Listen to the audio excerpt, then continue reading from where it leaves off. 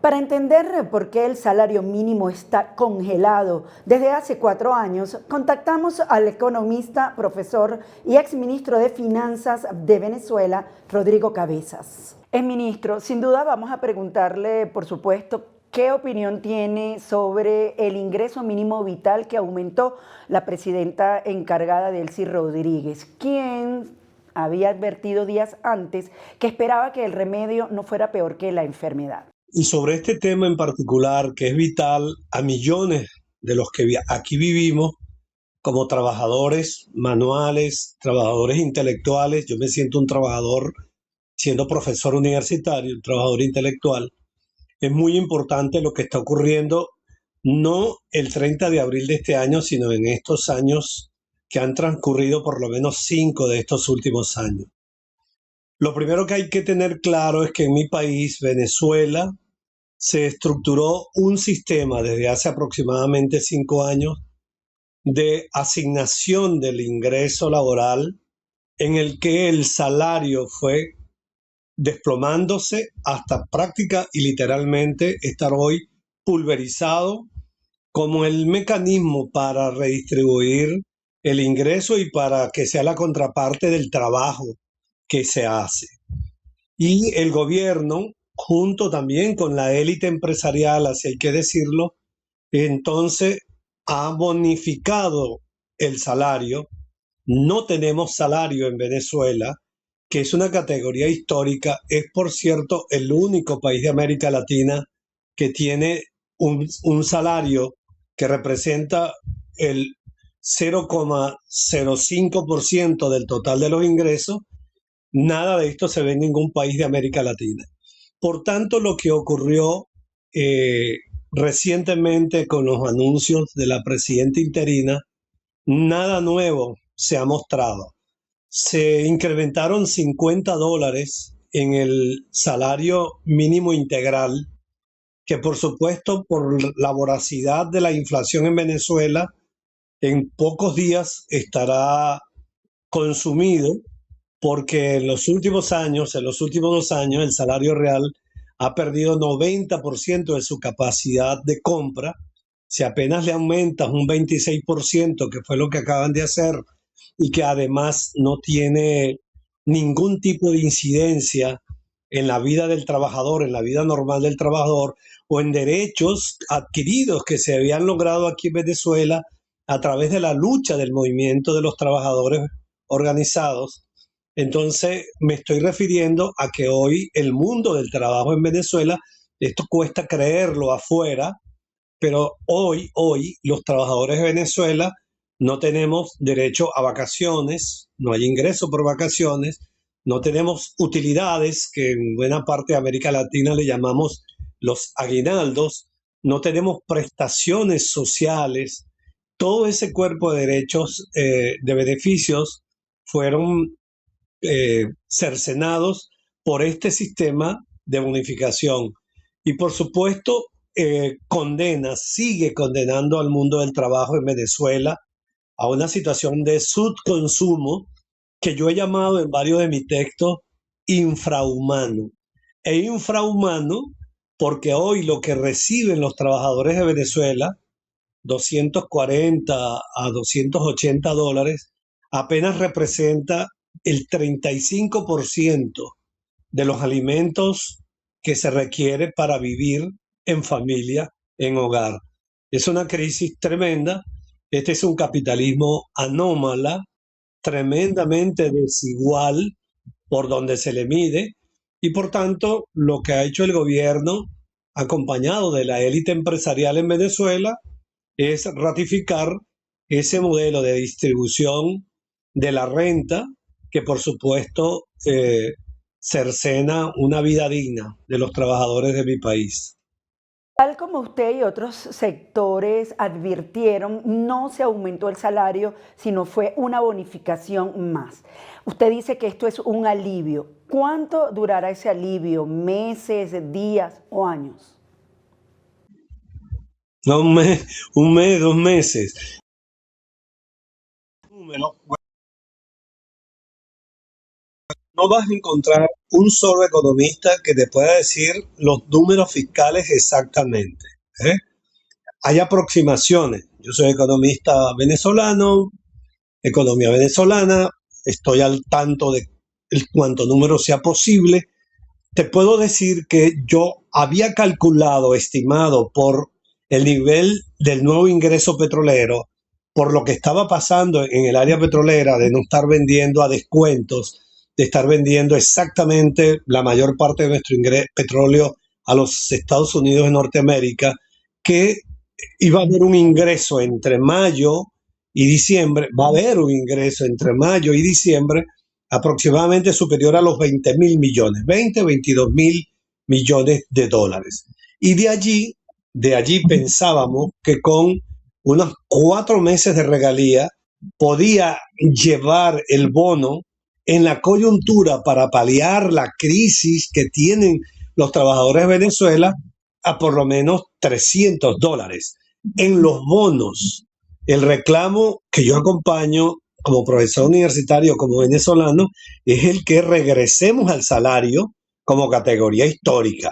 Pero pensábamos que había base fiscal para cancelar un aumento, provocar un aumento de ese ingreso de 190 a $300 sin que esto provocara un descalce de las reservas internacionales o deteriorada. Lo que se observa es que tratan de preservar reservas internacionales para estabilizar el tipo de cambio. Yo pienso que lo podían lograr sin seguir apretando el cinturón, digamos, de los trabajadores, porque definitivamente es una situación eh, muy grave mantener a casi el 72% de la población en situación de pobreza monetaria. Ese subconsumo es un grave malestar que existe en la sociedad, malestar que se va a expresar en protestas, en reclamos por el salario, y por eso el mundo no puede sorprenderse que en cada rincón de este país el reclamo en este momento más importante al lado de libertad y democracia es el de que se defienda el salario, que aumenten el salario o que haya unos ingresos que por lo menos puedan atender la cesta alimentaria básica. Entonces, definitivamente no hubo cambio. El salario mínimo real de los venezolanos continúa anclado en 130 bolívares. Hay muchos expertos que dicen que la solución sería la reforma a la ley del trabajo. ¿Cuál cree usted es la solución? Mira, ¿qué es lo de fondo? ¿Dónde está lo estructural? Se destruyó en Venezuela el sistema de seguridad social y económica, que incluye el salario, que incluye las prestaciones, que incluye el seguro de hospitalización, había aquí un seguro social obligatorio, que incluye la posibilidad de discutir la contratación colectiva, que incluye la posibilidad de una democratización o la organización sindical, de organizarse sin que seas perseguido y demás, que incluía el derecho a huelga, que incluía el sistema de prestaciones sociales que se había aprobado en ley. Muy bien, ese sistema fue destruido comenzando por el salario. Los empresarios de mi país han afirmado que el régimen de prestaciones es un régimen que una especie de camisa de fuerza que, no les, que les impide aumentar el salario, y el gobierno, sin decirlo, manda a decir que el sistema de prestaciones no los puede pagar a pesar de que eso fue decretado en el 2012 por el presidente Hugo Chávez. ¿Cuál es la salida? Pues bien, mira, vamos a superar, porque ahorita lo que hay es un consenso entre el gobierno y la élite empresarial para no subir salarios. ¿Cuál es el nuevo consenso que yo propongo, que yo postulo, que Venezuela postula, que el mundo del trabajo postula? Bueno, vamos a consensualizar, a discutir, a analizar y a consensualizar un nuevo sistema de seguridad social y económica del mundo del trabajo y que no afecte a las empresas. He dicho, mira, capital, pero trabajo también. Hemos dicho inversión, pero consumo también. Que nos copiemos de los países desarrollados. ¿Por qué no pueden ir a la par, formando parte, dos rieles del mismo tren, consumo e inversión?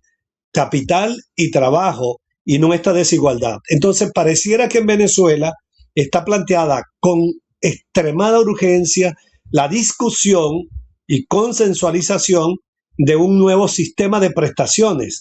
Yo digo, los trabajadores no se niegan a ello, pero ábrase el debate, ábrase la discusión, porque eliminar la categoría histórica del salario es un concepto del medioevo, es un concepto feudal, no es un concepto capitalista clásico.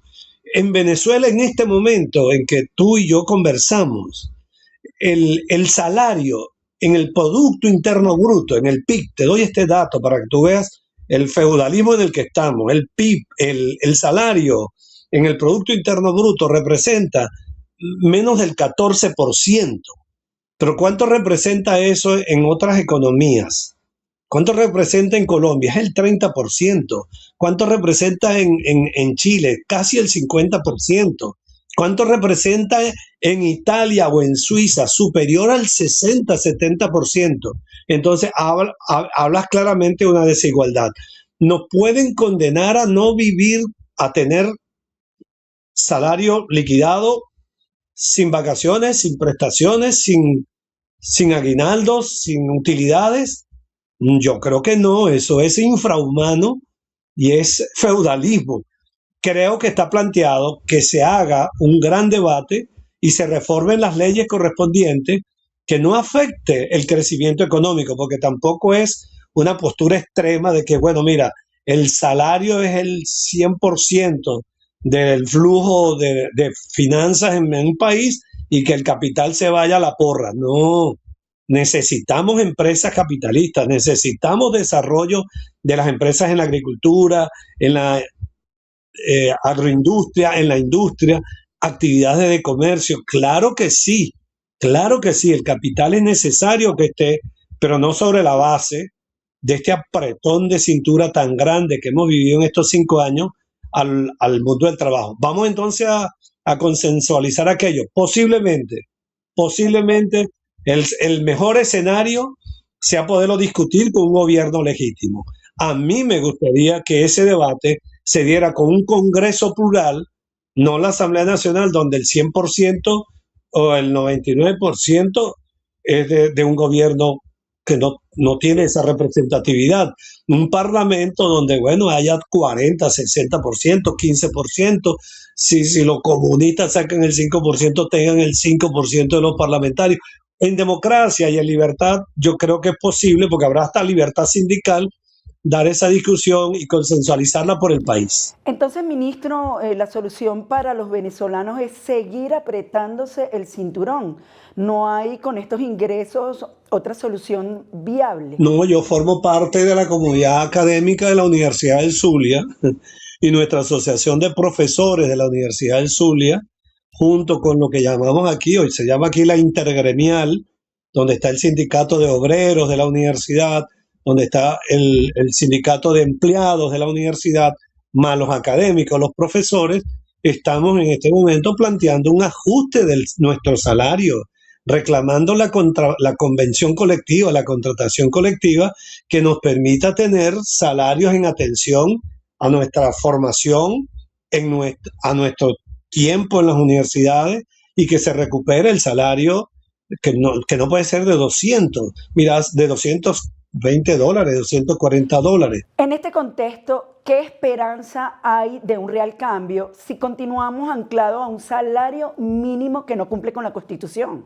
No, lo que te decía es que no es echarnos a dormir y esperar a que haya una discusión del mundo del trabajo, de las empresas y del gobierno, aspirando yo que pudiera ser un gobierno legítimo, sino que hay lucha, es lo que te quiero decir, que nuestra asociación de profesores, junto con el mundo del trabajo, también ha levantado la bandera de reclamar con mucha firmeza que se hagan los ajustes al ingreso, en este caso de los trabajadores universitarios. Es lucha en este momento y creo que así está ocurriendo a nivel de todo el país. Por supuesto, creo que como va a mejorar relativamente el ingreso, uno espera que aunque sea esta bonificación como un paliativo, en 3 meses, 2 meses puedan volver a hacer un ajuste de él para evitar, digamos, una situación de extrema pobreza en nuestro país. Gracias, señor Rodrigo Cabezas.